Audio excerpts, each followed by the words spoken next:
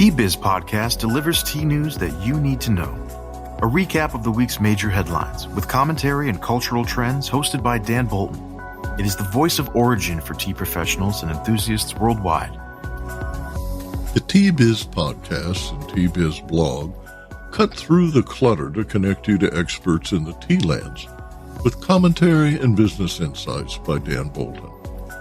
Paired with Tea Journey Magazine, a digital caravan of storytellers visiting the places and people passionately devoted to tea, each week the T-Biz portal conveniently brings to your mobile phone the news that most impacts the tea industry.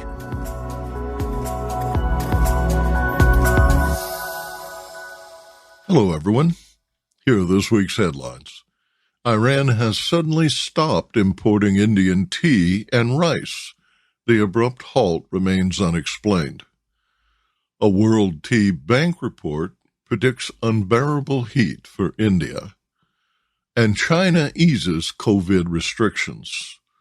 Plus, T-Biz travels to Oxford, England this week, where Thirst has completed its initial assessment of human rights in the global tea sector and is now seeking to understand the root causes.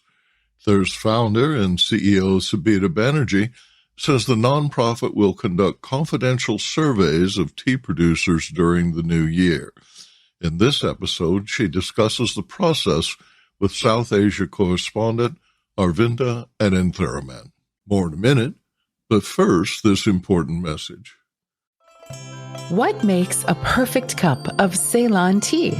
The perfect cup is from the tea businesses that ensure the protection of all the children living within their tea estates. We salute Kailani Valley, Telawakili, Bogawanthalawa, Harana, and Eliptia tea estates. Support Save the Children, Sri Lanka.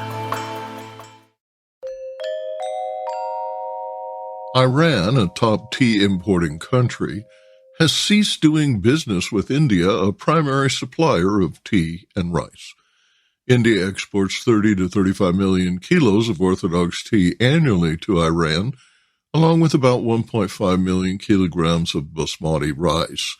The abrupt halt in trade between the two countries remains unexplained. During the past 9 months, Iran has increased tea imports from India. The tea shipped thus far is valued at $66.4 million.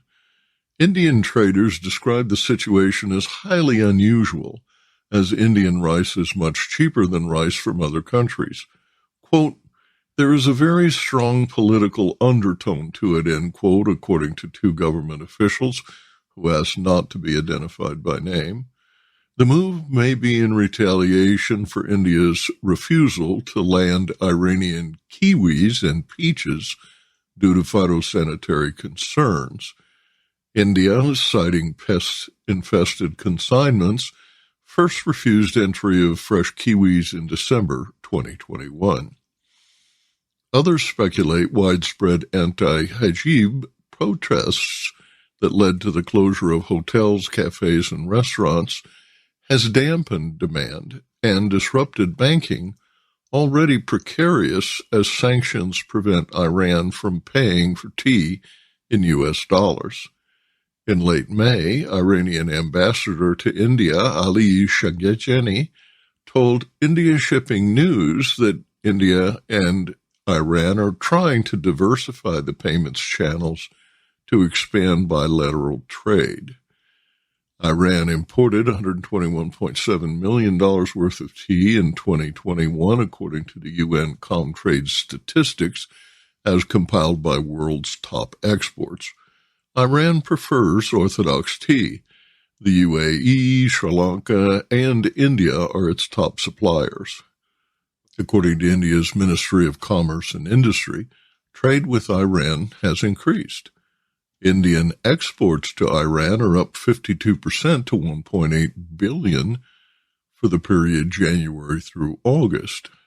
Iran exported to India $407 million worth of petroleum products and fruit through August, up from $290 million during the same period last year. According to IRNA, Iran's exports to India increased by 40% in the first 8 months of 2022. China has eased travel restrictions and will permit people to enter public buildings without showing negative test results, except schools, hospitals, and nursing homes. Residents can travel freely within the country, but international travelers must still endure an 8-day quarantine on arrival. The country remains closed to tourists. People with mild cases will be allowed to isolate at home instead of being forced into quarantine centers. Work and local production will no longer be stopped unless the surrounding area has been designated high risk. President Xi Jinping's zero-COVID strategy was effective, limiting deaths to 5,235 people, but proved disruptive to the economy. Restrictions in recent months led to widespread protests. Commentators say that some restrictions will likely remain through July. Business Insight. Travel to China to source tea and conduct business for teaware and utensils skidded to a halt as the pandemic spread. It is still too soon to book flights. The immediate impact of lifting restrictions will be a surge in infections due to a low vaccination rate. Cases surged to 25,231 this week, but 20,900 of those infected reported no symptoms. During the past 3 years, COVID killed 1.1 million Americans and about 1.1 million Europeans, along with 700,000 people in Brazil, 530,000 people in India, 392,000 people in Russia. 20 of the world's 174 countries experienced 100,000 or more COVID deaths. The World Bank released a climate assessment with dire predictions for India at a Kerala government-hosted conference on developing India's cooling sector. Severe heat waves, responsible for thousands of deaths across India in recent years, are increasing with alarming frequency and may soon exceed the limits of human survivability. Quote, in April 2022, India was plunged into the grip of a punishing early spring heat wave that brought the country to a standstill, with temperatures in the capital, New Delhi, topping 46 degrees centigrade. That's 114 degrees Fahrenheit. The month of March, which witnessed extraordinary spikes in temperatures, was the hottest ever recorded, according to the report. The report said that 380 million people, about 75% of India's workforce, are exposed to heat that may rise to life-threatening temperatures. Quote, by 2030, India may account for 34 million of the projected 80 million global job losses from heat stress associated with productivity in decline. India experienced the highest toll on labor among South Asian countries, with more than 101 billion hours lost yearly due to heat. Analysis by global management consulting firm McKinsey & Company shows that lost labor from rising heat and humidity could put up to 4.5% of India's gross domestic product, equal to about 150 to 250 billion US, at risk by the end of the decade. India's long-term food and public health security depend on a reliable cold chain network. Cold chain facilities cover only 4% of fresh produce in India, and India loses approximately 20% of temperature-sensitive medical products and 25% of vaccines due to broken cold chains, causing $313 million a year in losses. Arvindan Theraman in Bengaluru reports on this week's tea auction prices. India tea price report for the week ending 3rd December 2022. The news continues to be subdued this week, with Iran stopping imports of tea from India. There has been no response or clarifications about why this has happened. So there have been a lot of speculations ranging from a rupee trade settlement between India and Iran to retaliation for India's rejection of kiwi and peaches.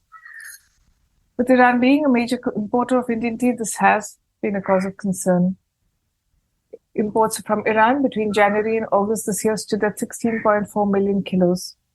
Currently, CIS countries lead the list of importers, with the UAE emerging as the second largest importer, having imported 28.5 million kilos between January and September this year.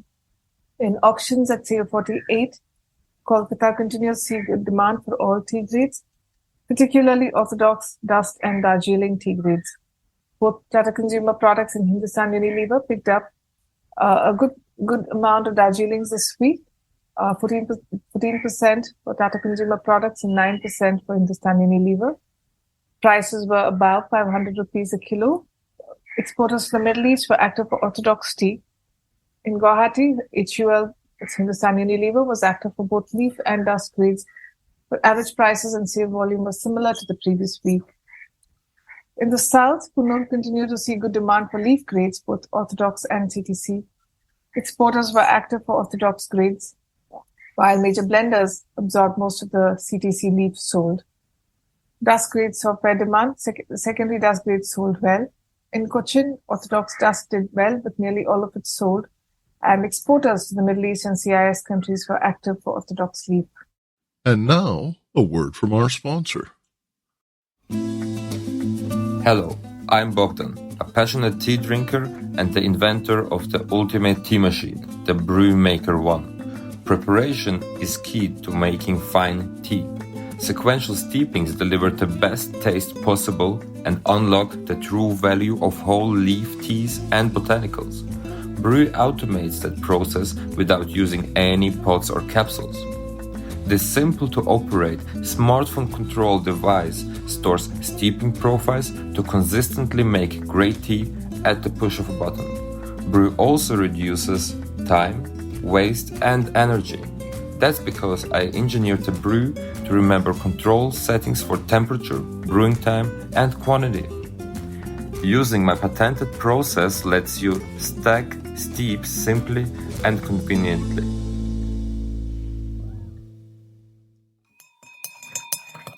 T-Biz travels to Oxford, England this week, where Thirst has completed its initial assessment of human rights in the global tea sector and is now seeking to understand the root causes. Thirst founder and CEO Sabita Banerji says the nonprofit will conduct confidential surveys of tea producers during the new year. In this episode, she discusses the process with South Asia correspondent Arvinda Anantharaman.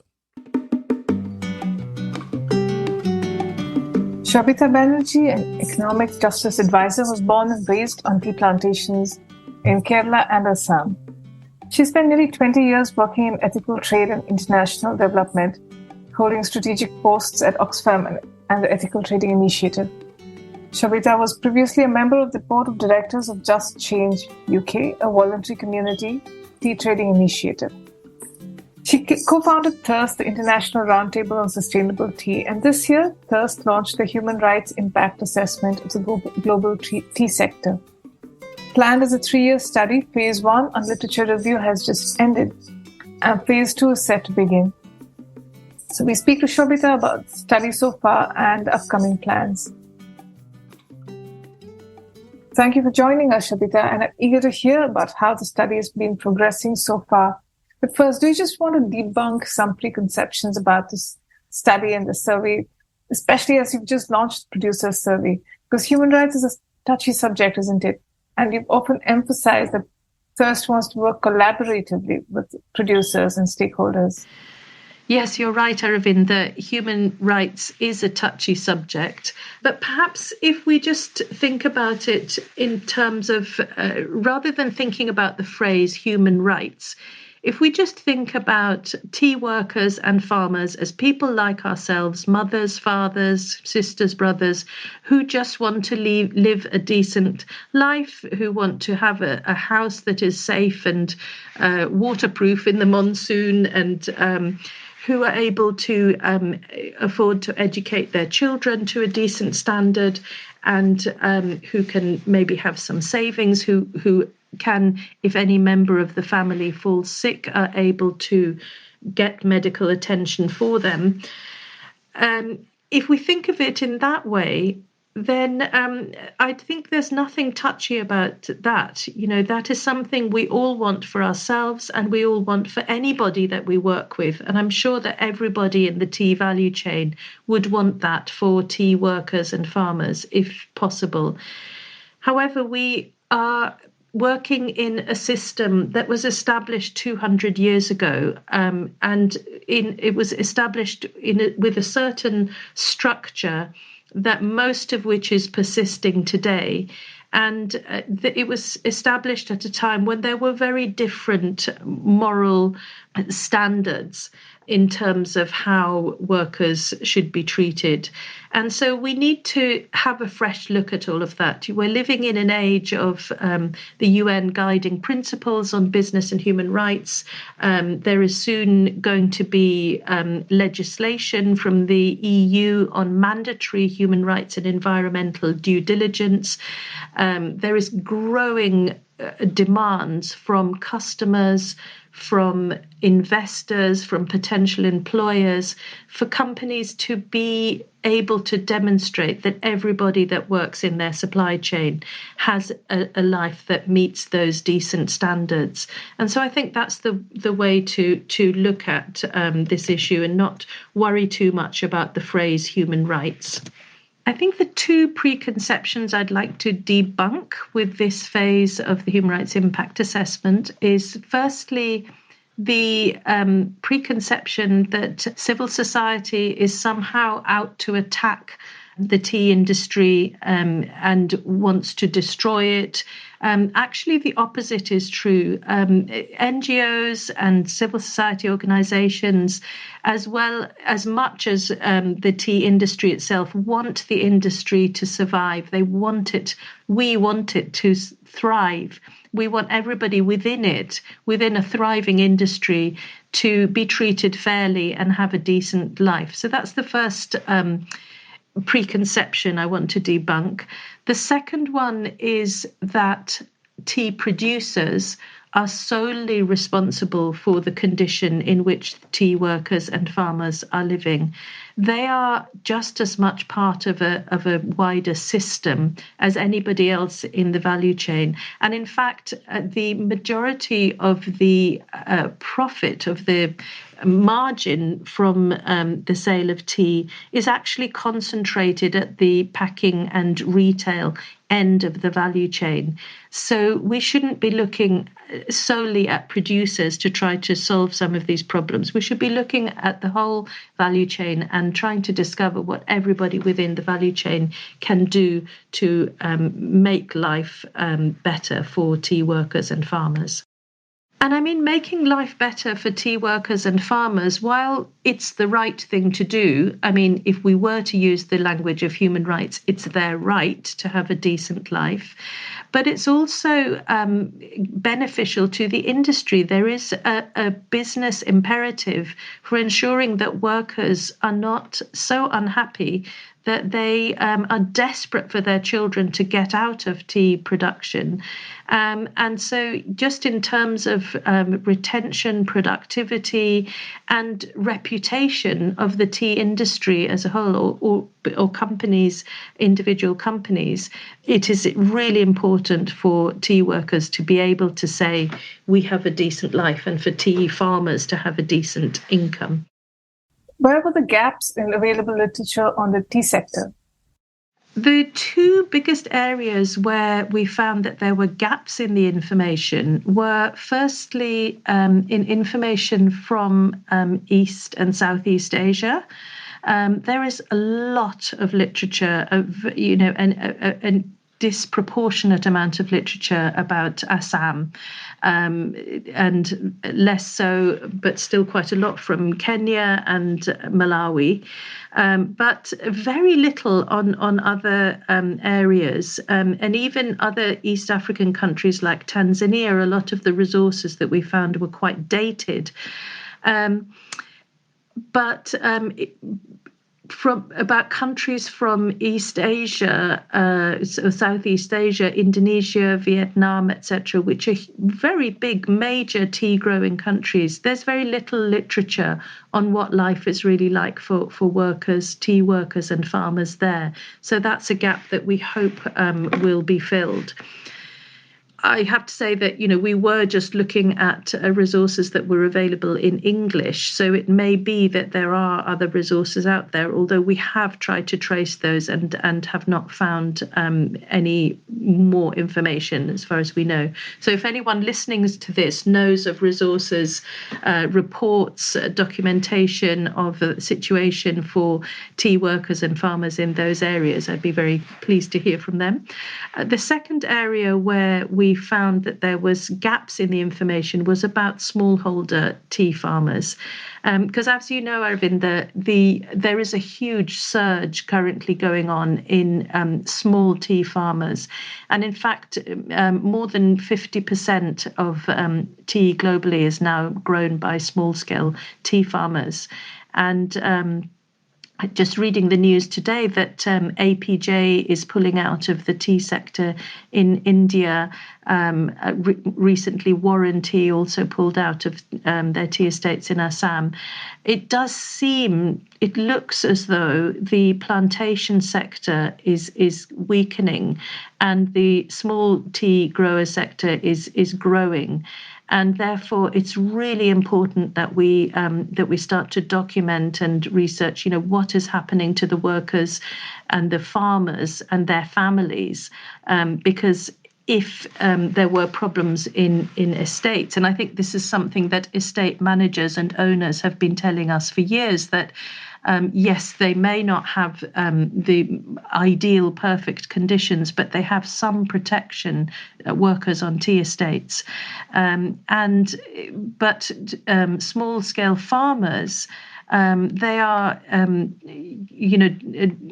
dispersed across huge areas. There is no organization between them. It's very hard to monitor. It would be very hard for retailers and brands to monitor what is happening within those farms, whether the human rights of everybody within those farms are being met.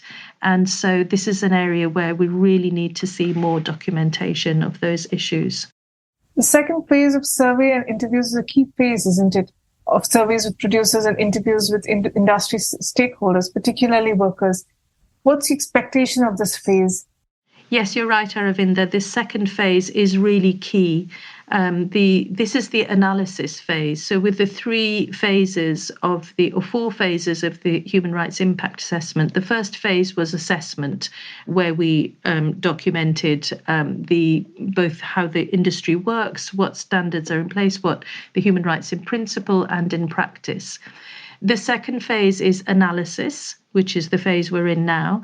The third phase will be action planning, where we bring together international multi-stakeholder players to discuss what should be done. And the fourth phase will be accountability, where we try to support the tea industry to monitor those action plans and how effective they are, whether they need adjustment, etc. So this is a key phase, this analysis phase. And I would say one of the most important parts of this phase, which will consist of 3 things: a producer survey, key informant interviews with a wide range of people throughout the tea sector, and technical experts in things like international trade, gender, the tea industry as a whole. And the third element will be looking at alternative approaches. What have different players been trying around the world to improve working conditions for workers, or how tea is traded? And so starting to put out some potential solutions. But the most important one of those 3, I think, is this producer survey, because producers' voices are in fact quite rarely heard. People worry that the voice of workers is not heard, and that is a legitimate worry. But there have been this huge number of reports, many NGOs and trade unions and academics interviewing workers, finding out their position and their point of view and their lived experience. And obviously, brands and retailers are usually happy to speak out. But for producers, it's harder because, firstly, they're often directly blamed for the condition of workers on their estates. And secondly, they are just part of a wider value chain, a wider supply chain. They have little control over the prices that are paid for the tea that their workers produce, and they are also under pressure with increasing costs and increasing climate impacts, which makes it really difficult to run these estates, as perhaps we've seen from some of these companies pulling out and a lot of estates closing, leaving workers in a really vulnerable position. So we need to hear the voice of tea producers. We need tea producers to be able to say what pressures they're under and what would help them to try and address some of these problems. And they need to be able to do this in confidence, anonymously, so that there is no commercial risk to them in speaking out in case some of their answers may seem critical of their customers. And, the way that Thirst, the principle that Thirst works on is that we're not about blaming any player within the tea value chain. We're not blaming producers for how they treat their workers. We're not blaming brands and retailers for how they do their purchasing practices. But we just want to understand. We want to understand how it all works, where the levers for change may be, how the current situation might be driving some of the problems that are undeniably there in the tea sector, and what could be done by those players to address those problems. And like you said, there's little available literature on small tea growers, given the differences in how large estates, small tea growers, bottling factories, etc. operate. Yes, you're right. The tea sector is very complex at that production level, well, at every level. But the focus of this survey, we had to be very clear about who we were targeting. And I think the issues for small-scale farmers, for broadleaf factories, and for tea estates are all very different. So it wouldn't work to try to cover them all in one survey. So we are targeting this survey at tea estates. We may do surveys on factory workers and small-scale tea producers at a different date, but currently we're using the Indian government's definition of a larger estate, which is estates of 5 hectares or more and employing over 15 people. But I just want to emphasize that this survey is not exclusively for India. It's for any country in which tea is being produced. So all tea producers who meet those criteria are invited and encouraged to take part in the survey. What are the challenges you foresee? I think the main challenge that I foresee is really getting producers to take part in the survey, because, over the years, over the decades and centuries, I think a lot of trust has been lost between the different players within the tea sector. And it's going to take, a lot of time and careful work to try to tear down those barriers or dissolve those barriers between the different players. So I just want to really reassure producers that this survey will be done completely anonymously, and you can respond to the questions in confident that the responses will not be revealed to anybody. But what we're going to do is we're going to aggregate the results. So our report will say things like, a certain percentage of respondents confirmed that in the last year, this is how much of their made tea was sold below the cost of production. So we're not naming any producers, we're not naming any buyers, any brands or retailers. We are just going to focus on the generic responses that tea producers give us.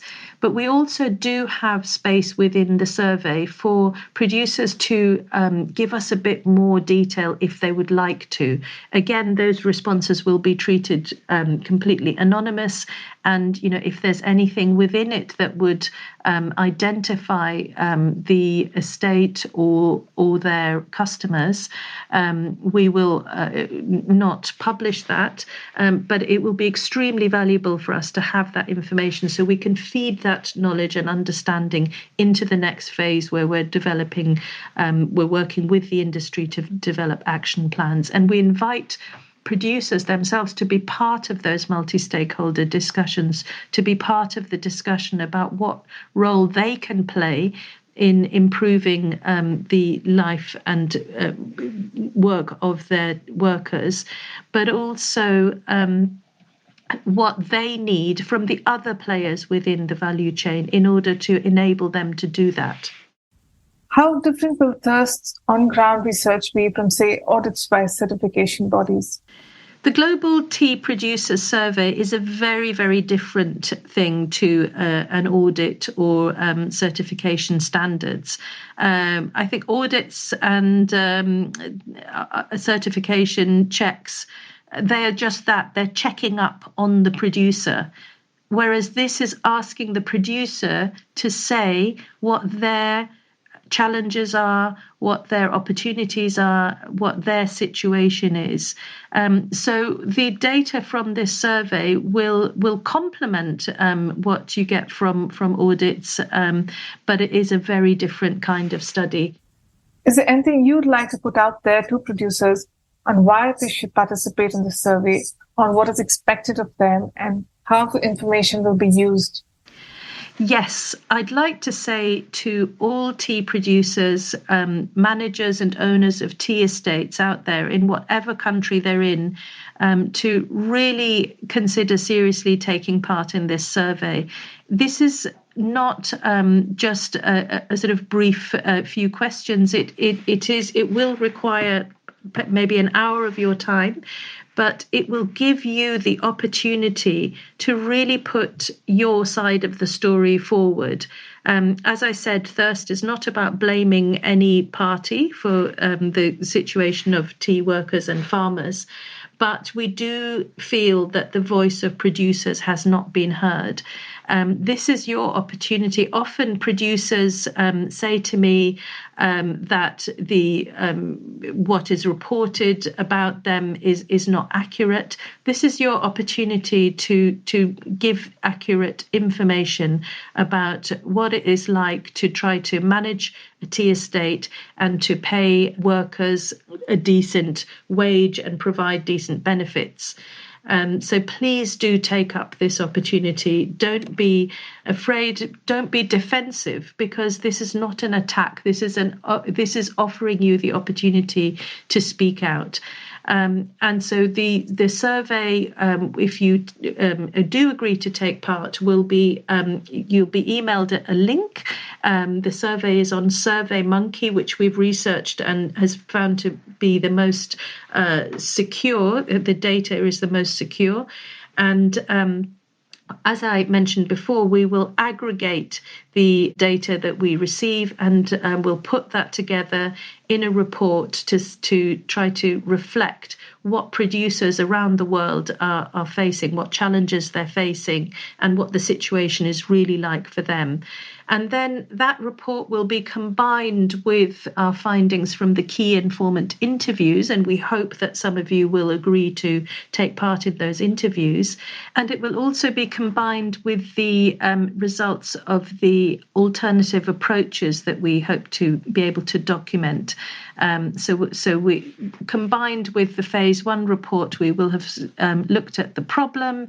We looked at how the tea industry works. We looked at the human rights in principle and the human rights in practice. In phase 2, we will have looked at the producer's perspective, key informant interviews giving us more of an analysis of the industry and what could be maybe driving some of these problems. And then also these alternative approaches, which are some of the potential solutions that there might be. And we'll bring all that together for phase 3. And as I said, we will then be inviting tea stakeholders from around the world to come together to discuss what they, working together or individually or in groups, could do to address these problems and thereby not only make lives better for tea workers and farmers around the world, but also make the tea supply chain stronger and make the reputation of the tea industry better. And finally, if someone wants to participate in the survey or open the estate to the interviews, how should they go about it? Anyone who'd like to take part in the survey should go to Thirst's website. It's www.thirst, which is THIRST.international. So www.thirst.international. And if you scroll down, you'll see a link to the producer survey, which will enable you to register for it. And very much look forward to hearing what producers around the world would like to share about the realities that they are facing.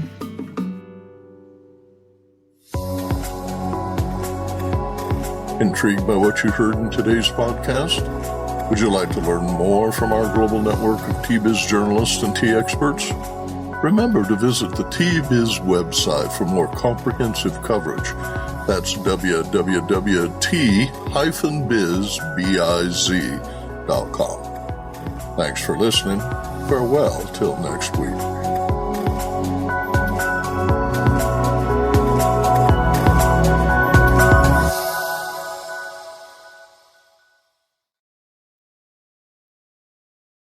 Hey there! Did you know Baker's always gives you savings and rewards on top of our lower than low prices? And when you download the Baker's app, you'll enjoy over $500 in savings every week with digital coupons. And don't forget fuel points to help you save up to $1 per gallon at the pump.